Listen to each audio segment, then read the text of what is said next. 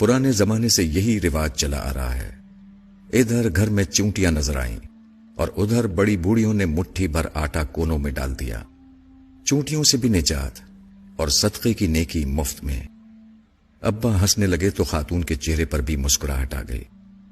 चले मैं भी फिर आटा ही ट्राई कर लेती हूं। वो कुछ सोचते हुए कूपेक्स पाउडर वहीं काउंटर पर रखकर वापसी के लिए मुड़ गईं और सत्तार भाई ने अब्बा को खश्मगीन निगाहों से देखते हुए काली मिर्चों को तोलना शुरू कर दिया। अब्बा, तुमने सत्तार भाई की दुकानदारी खराब कर दी। वापसी पर मैंने अब्बा से हंसते हुए कहा, नहीं बेटा, ये बात नहीं। हमारे घरों से बरकतें इसीलिए उठ गई हैं। लोग अल्लाह की मखलूक का ख्याल रखना भूल चुके हैं। पहले किसी घर के सामने कुत्ता भी आकर बैठ जाता था तो घर की खवातीन उसके सामने भी कुछ ना कुछ बचा खुचा सालन रोटी रख दिया करती थी। मगर अब ऐसा नहीं होता, क्योंकि अब रोटियां भी गिनकर पकाई जाती हैं। बरकतें कहां से आएंगी फिर? इस कौम पर बॉम्ब ना गिरे, जलजले ना आए, सैलाब ना आए तो और क्या हो। अब्बा तासुफ के इजहार के साथ साथ मुझे आसान जिंदगी के गुर समझाने की कोशिश भी कर रहे थे। अरसा गुजर गया, मैं भी इस वाकये को भूल गया। फिर एक दिन बड़े भाईजान के यहां जाना हुआ। अभी डोरबेल बजाने ही लगा था कि चिड़ियों के झुंड के उड़ने की जोरदार आवाज कानों में पड़ी। चौंक कर ऊपर देखा तो पता चला कि मेन गेट के दोनों जानिब मिट्टी के कूंडे रखे थे और उन कूंडों से चंद लम्हे कबल यकीनन वो चिड़िया दाना चुग रही थीं और अब मेरी आमद से डरकर उन्होंने उड़ान भरी थी। मगर अभी भी वो उड़कर दूर नहीं गई थीं, बल्कि ऊपरी मुंडेर पर इधर उधर फुदक कर मेरे जाने का इंतजार कर रही थीं। भतीजी ने दरवाजा खोला तो मैं अंदर दाखिल हो गया। ये क्या, इतनी सारी चिड़िया? मैंने सलाम के बाद खुशगवार हैरत से भाभी से पूछा, जो किचन की खिड़की से खाना पकाते हुए मुझे देखकर मुस्कुरा रही थी। तुम्हारे भाईजान ने रखे हैं ये कूंडे लाकर चिड़ियों के दाने के लिए? वो मायने खेज अंदाज में बड़ी भतीजी को देखकर मुस्कुराई तो मुझे अचंभा सा महसूस हुआ। शाम को भाईजान आए तो मुझसे रहा ना गया। भाईजान, ये चिड़ियों के लिए दाना रखने की कोई खास वजह है क्या? नहीं, बस ऐसे ही। अच्छा होता है, सदका देते रहना चाहिए। भाईजान ने आहिस्ता से समझाया, ये बहुत जरूरी होता है, खुसूसन जिस घर में बेटियां हों।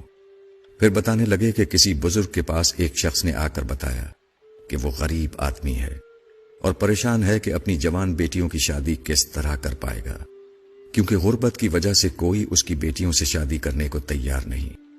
बुजुर्ग ने मशवरा दिया कि रोज 200 भूखों को खाना खिलाओ, तुम्हारा मसला हल हो जाएगा।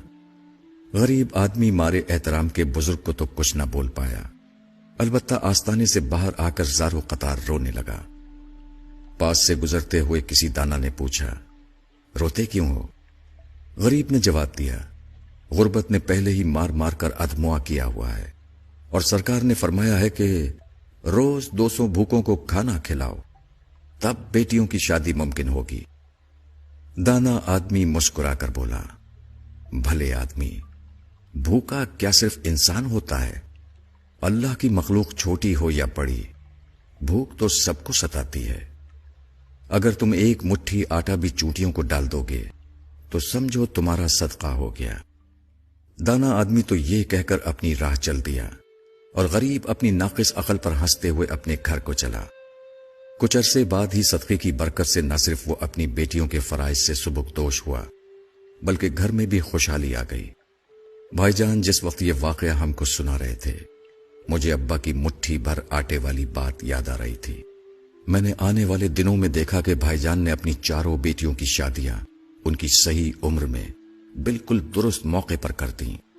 शायद इसीलिए जब मैंने अपना घर लिया तो सबसे पहले अपने दरवाजे के पास चिड़ियों के लिए दाना रख दिया।